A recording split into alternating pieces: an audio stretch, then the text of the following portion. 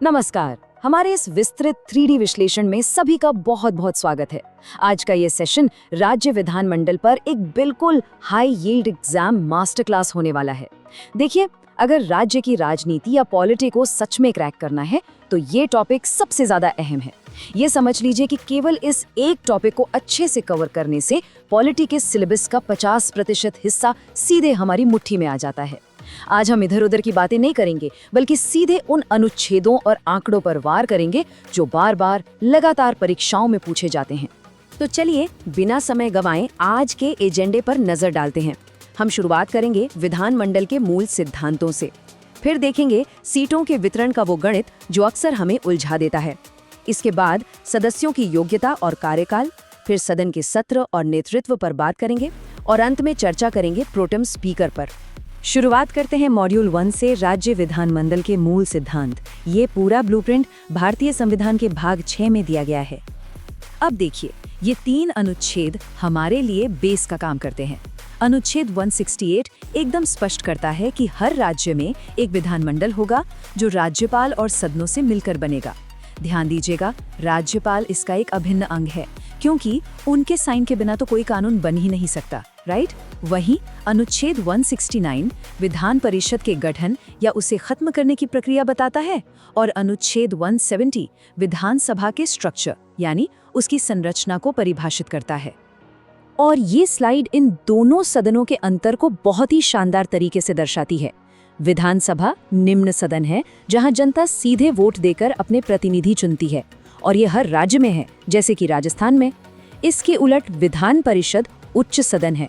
पूरे भारत में केवल 6 राज्य ही ऐसे हैं जिनके पास विधान परिषद है, जैसे यूपी और महाराष्ट्र। यहाँ चुनाव अप्रत्यक्ष होते हैं। दिलचस्प बात यह है कि 2012 में राजस्थान ने भी अपनी विधान परिषद बनाने की कोशिश की थी, लेकिन फिलहाल वहाँ केवल एक ही सदन है। अब अनुच्छेद 169 के तहत विधान परिषद बनाने की प्रक्रिया का गणित थोड़ा ट्रिकी लग सकता है, पर चलिए इसे एक सिंपल क्लासरूम वाले उदाहरण से समझते हैं। मान लीजिए सदन में 100 सदस्य मौजूद हैं। अगर राज्य को विधान परिषद की मांग करनी है तो उसे विशेष बहुमत चाहिए, यानी 100 में से लगभग 66 सदस्यों की सहमति, जो 2/3 होता है। लेकिन जब यही प्रस्ताव संसद में जाता है तो वहां केवल साधारण बहुमत चाहिए, मतलब 50% से बस एक ज्यादा, यानी 51 सदस्यों की हाँ। काफी आसान है ना? चलिए अब बढ़ते हैं मॉड्यूल 2 की ओर, सीटों का वितरण और आरक्षण। एग्जाम के नजरिए से देखा जाए तो यह एक बेहद स्कोरिंग एरिया है, क्योंकि यहाँ से सीधे सीधे नंबर्स पूछे जाते हैं। संविधान के अनुसार किसी भी विधानसभा में अधिकतम 500 और न्यूनतम 60 सीटें हो सकती हैं। उत्तर प्रदेश 403 सीटों के साथ एकदम टॉप पर है। लेकिन ध्यान दीजिए, परीक्षाओं में सबसे ज्यादा क्या पूछा जाता है? अपवाद। बिल्कुल, गोवा और मिजोरम में सिर्फ 40-40, सिक्किम में 32 और पुडुचेरी में तो मात्र 30 सीटें हैं। ये एक्सेप्शन लिस्ट तो बिल्कुल रटी होनी चाहिए। और राजस्थान की बात करें तो वहाँ ये संख्या पूरी 200 है। राजस्थान के इन 200 विधानसभा सीटों का आरक्षण विभाजन समझना भी बहुत जरूरी है।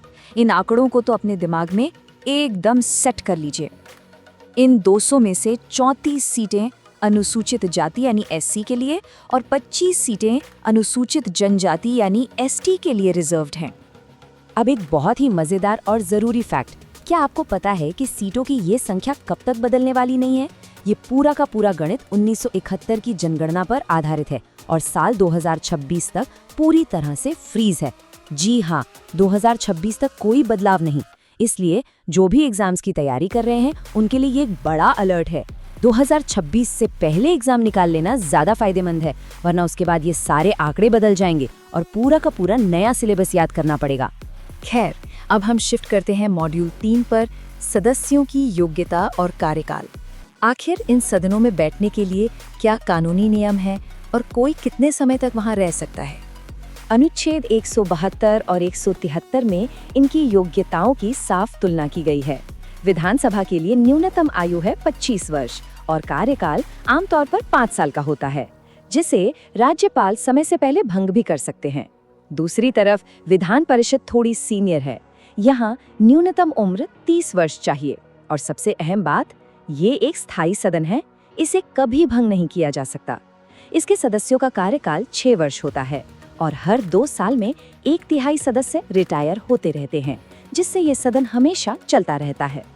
और यहाँ एक ऐसा हाई यील्ड फैक्ट है जिसे एग्जामिनर्स बहुत पसंद करते हैं। अगर किसी राज्य में विधान परिषद है तो उसके कुल सदस्यों में से ठीक 1/6 सदस्यों को सीधे राज्यपाल द्वारा मनोनीत यानी नॉमिनेट किया जाता है। बाकी का चुनाव अप्रत्यक्ष होता है, लेकिन ये 1/6 वाला नंबर ये अक्सर एग्जाम्स में टकराता है। आगे बढ़ते हैं मॉड्यूल 4 में, सत्र और सदन का नेतृत्व। मतलब विधानमंडल का कामकाज असल में चलता कैसे है और वहाँ ऑर्डर कौन मेंटेन करता है। यहाँ अनुच्छेद 174 के तहत राज्यपाल और स्पीकर की शक्तियों के बीच का अंतर एकदम क्लियर होना चाहिए। पूरे सत्र को बुलाना, सत्रावसान करना यानी उसे खत्म करना और पूरी विधानसभा को ही भंग कर देना, ये सब पावर सिर्फ और सिर्फ राज्यपाल के पास है। लेकिन जब सत्र चल रहा होता है तो रोजमर्रा के बैठकों की अध्यक्षता करना और अगर हंगामा हो जाए तो उस दिन की बैठक को स्थगित यानी अडजर्न करना, ये स्पीकर का काम है।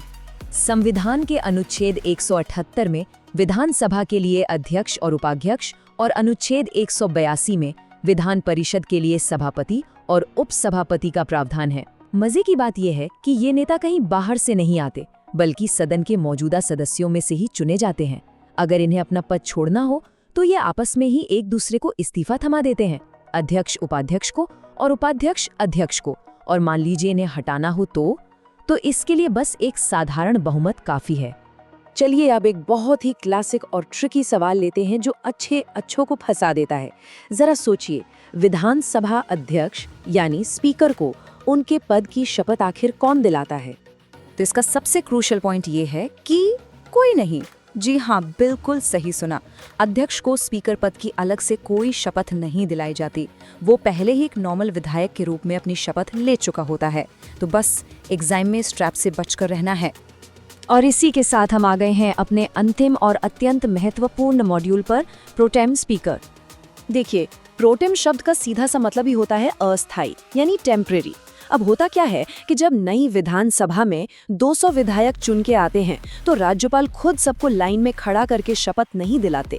वो बस सदन के सबसे वरिष्ठ सदस्य को प्रोटेम स्पीकर बना देते हैं। इनका मुख्य काम सिर्फ नए सदस्यों को शपथ दिलाना है और जैसे ही सबको शपथ मिल जाती है, प्रोटेम स्पीकर का काम खत्म।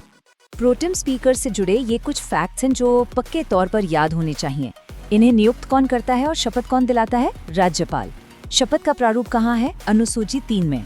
अगर राजस्थान के ऐतिहासिक पॉइंट ऑफ व्यू से देखें तो पहली विधानसभा के प्रोटेम स्पीकर महाराणा संग्राम सिंह थे और अभी हाल ही की 16वीं विधानसभा में इस पद पर कालीचरण सराफ रहे हैं।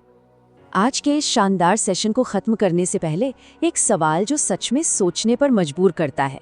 जैसा कि हमने देखा, वर्तमान सीटों की संख्या 1971 की जनगणना पर टिकी है और 2026 तक एकदम फ्रीज है। पर सोचिए, जब 2026 के बाद नए जनसंख्या आंकड़ों के आधार पर ये फ्रीज हटेगा तो हमारे राज्यों का राजनीतिक और भौगोलिक नक्शा कितनी नाटकीय रूप से बदल जाएगा। ये बदलाव न सिर्फ राजनीति को बल्कि हम जैसे पढ़ने वालों के पूरे सिलेबस को बदल कर रख देगा। तो बस इसी जिज्ञासा के साथ सीखते रहिए और अपनी समझ को ऐसे ही मजबूत करते रहिए। हमारे साथ जुड़ने के लिए धन्यवाद।